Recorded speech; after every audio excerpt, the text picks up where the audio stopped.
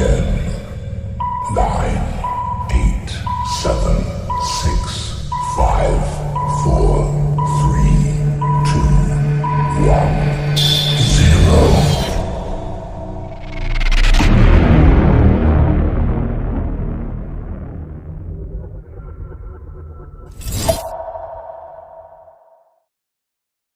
0. Good morning all, how is going?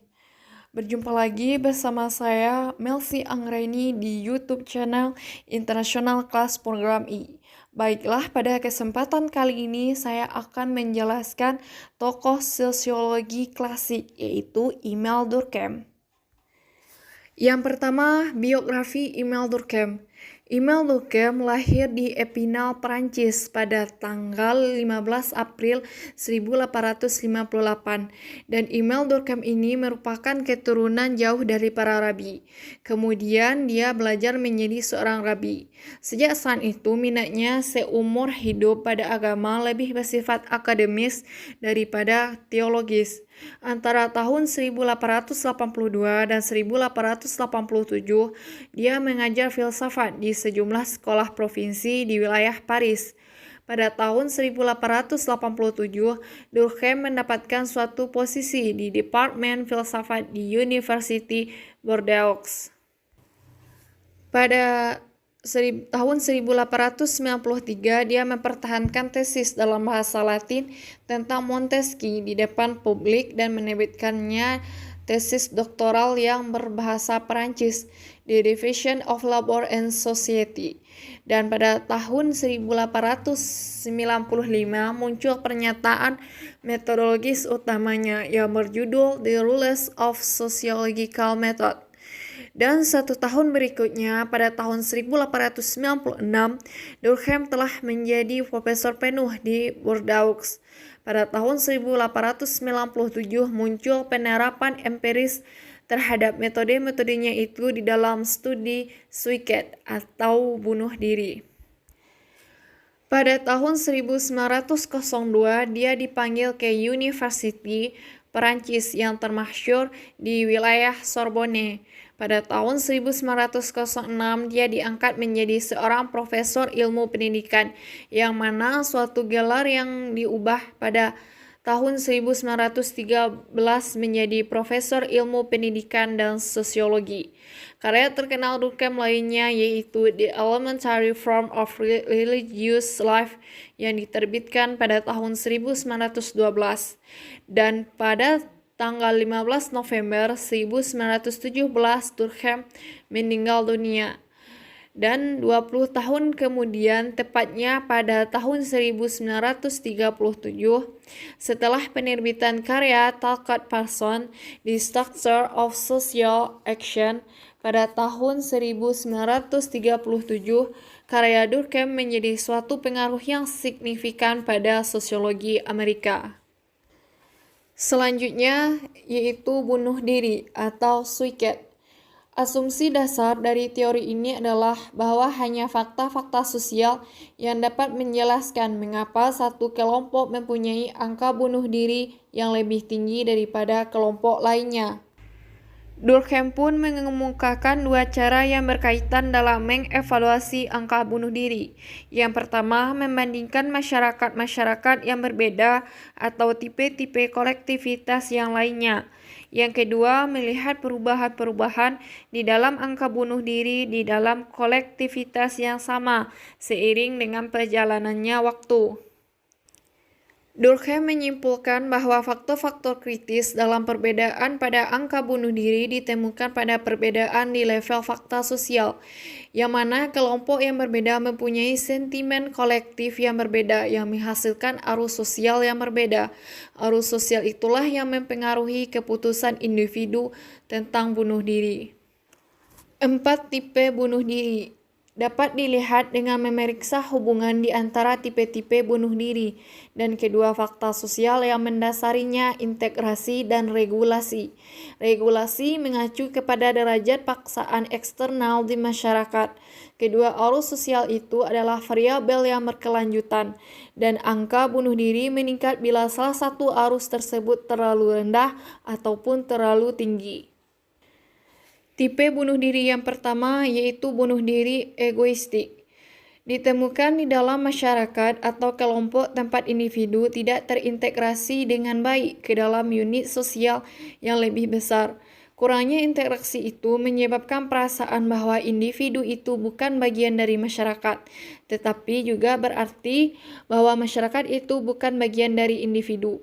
Durkheim percaya bahwa bagian-bagian yang terbaik dari seorang manusia berupa moralitas, nilai-nilai, dan perasaan bermakna dari masyarakat. Kurangnya integrasi sosial menghasilkan arus sosial yang khas, dan arus-arus tersebut menyebabkan perbedaan-perbedaan di dalam angka bunuh diri. Yang kedua, tipe bunuh diri altruistik. Lebih mungkin terjadi ketika integrasi sosial terlalu lemah. Bunuh diri altruistik ini lebih mungkin terjadi ketika integrasi sosial terlalu kuat sehingga individu secara harfiah dipaksa untuk melakukan bunuh diri. Sementara angka bunuh diri egoistik yang lebih tinggi berasal dari keletihan yang tidak dapat tersembuhkan dan depresi yang sedih. Kemungkinan untuk peningkatan bunuh diri altruistik berasal dari harapan karena tergantung pada kepercayaan akan perspektif-perspektif yang indah di luar kehidupan ini. Ketika integrasi rendah, orang akan melakukan bunuh diri karena mereka tidak mempunyai kebaikan yang lebih besar yang menopang mereka. Ketika interaksi tinggi, mereka melakukan bunuh diri demi kebaikan yang lebih tinggi. Yang ketiga, bunuh diri anomik. Lebih mungkin terjadi ketika kekuasaan pengatur masyarakat terganggu. Kekacauan tersebut mungkin membuat para individu kecewa karena sedikitnya pengendalian atas nafsu-nafsu mereka yang bebas merajalela dalam perlombaan yang tidak kenal puas untuk mencapai kepuasan. Angka bunuh diri anomik mungkin muncul karena sifat kekacauan yang positif, misalnya ledakan ekonomi, atau karena sifatnya negatif atau depresi ekonomi. Kedua tipe kekacauan itu membuat kolektivitas untuk sementara tidak mampu menjalankan otoritasnya terhadap para individu. Perubahan-perubahan demikian menempatkan orang-orang di dalam situasi baru di mana norma-norma lama tidak berlaku lagi, tetapi norma-norma baru belum berkembang. Tipe yang keempat yaitu bunuh diri fatalistik. Lebih mungkin terjadi ketika di dalam situasi-situasi ketika regulasi terlalu lemah. Bunuh diri fatalistik lebih mungkin terjadi ketika regulasi terlalu berlebihan.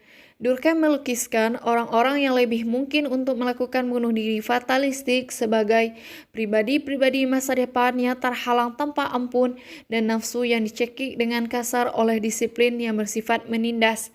Terlalu banyak pengaturan, penindasan, membebaskan arus-arus kemurungan jiwa yang pada gilirannya menyebabkan peningkatan angka bunuh diri fatalistik. Selanjutnya yaitu teori solidaritas. Asumsi dasar dari teori solidaritas ini adalah perubahan di dalam pembagian kerja mempunyai implikasi-implikasi yang sangat besar bagi struktur masyarakat. Durkheim mengacu kepada dua tipe solidaritas.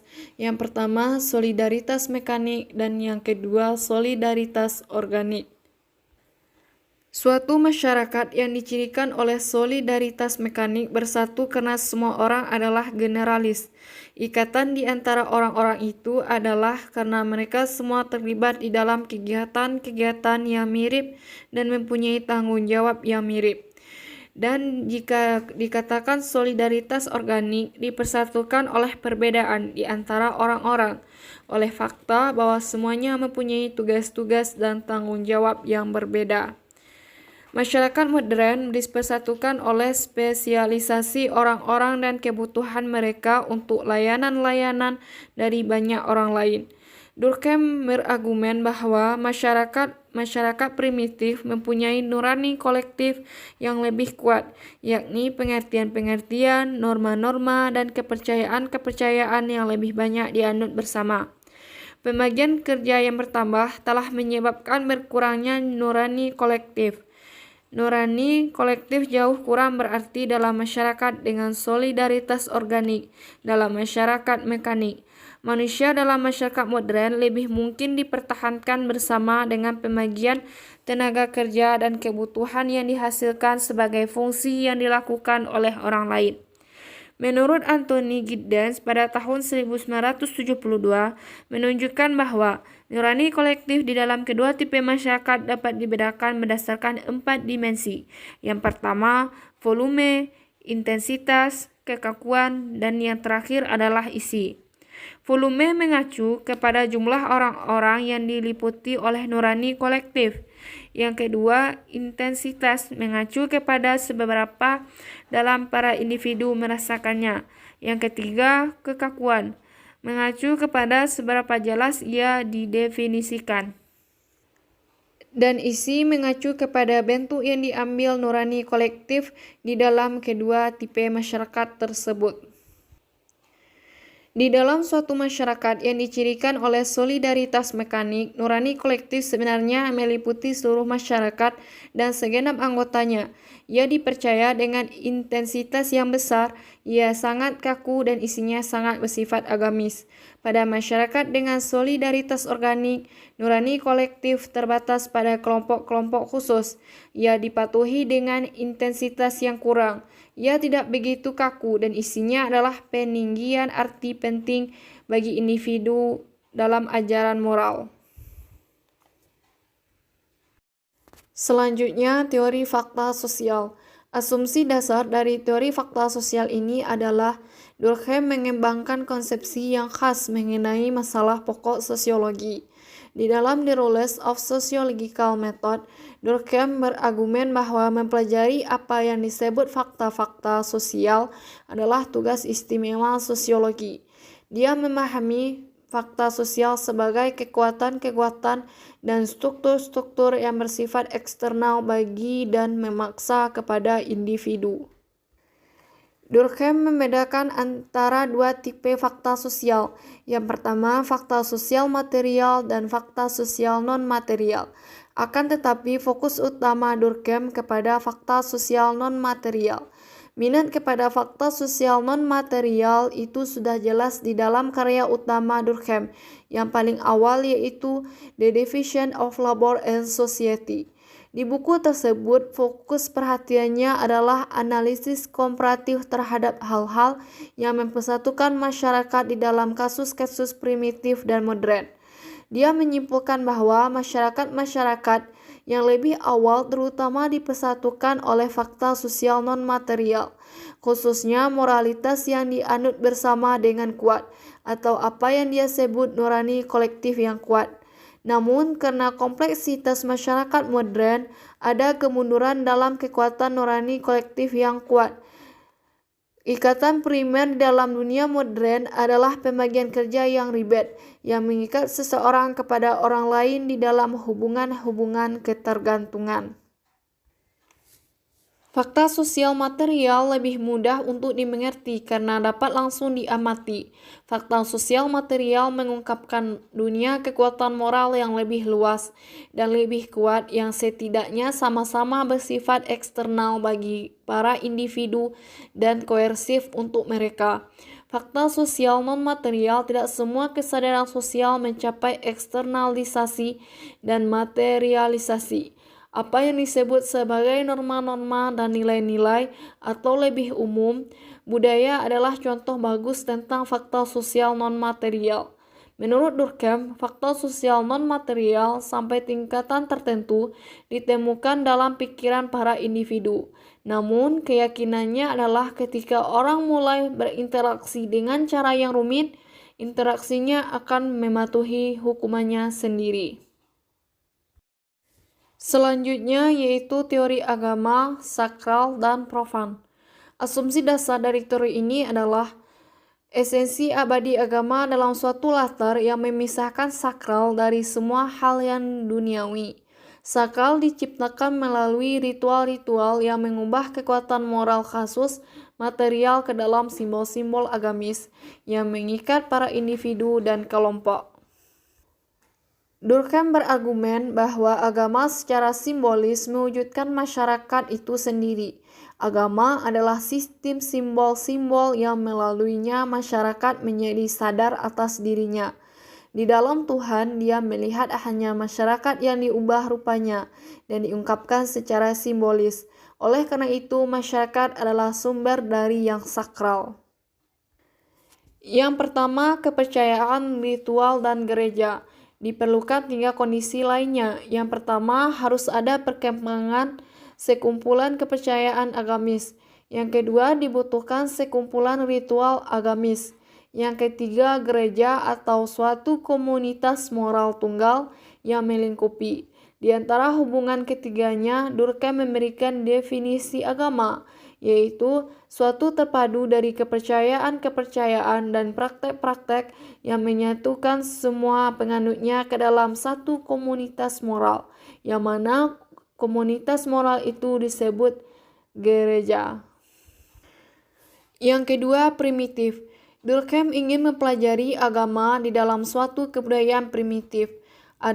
Durkheim percaya bahwa jauh lebih mudah untuk mendapatkan ideologis agama-agama primitif karena berkembang dengan baik dibandingkan dengan sistem agama modern, dengan akibat bahwa ada lebih sedikit kebingungan.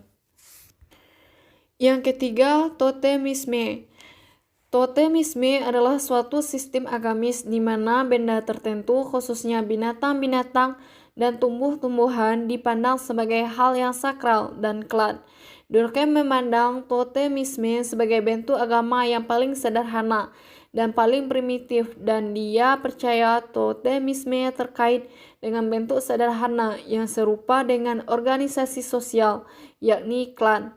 Sedangkan totem-totem adalah representasi material dari kekuatan non-material yang mendasarinya, dan kekuatan-kekuatan non-material tidak lain adalah masyarakat. Selanjutnya adalah kekuatan impersonal. Totemisme dan agama secara umum berasal dari moralitas kolektif dan menjadi kekuatan-kekuatan impersonal. Mereka tidak hanya serangkaian hewan, tumbuh-tumbuhan, kepribadian, roh-roh, atau dewa mistis. Representasi dunia. Durkheim melihat mereka sebagai sekumpulan ide yang saling berhubungan, yang memberikan kepada masyarakat suatu representasi dunia yang kurang lebih komplit. Di dalam totemisme ada kelas-kelas benda yang dihubungkan simbol totemik, hewan atau tumbuhan, dan para anggota klan. Dan yang terakhir, pengalaman keagamaan. Durkheim berargumen bahwa kemampuan untuk mengklasifikasi alam ke dalam kategori-kategori kognitif berasal dari pengalaman-pengalaman agamis dan pada akhirnya sosial. Kemudian masyarakat mungkin mengembangkan cara-cara yang lebih baik untuk mengklasifikasi alam, dan simbol-simbolnya, terutama pengklasifikasian, berasal dari pengalaman-pengalaman sosial. Thank you for your attention. Assalamualaikum warahmatullahi wabarakatuh. See ya.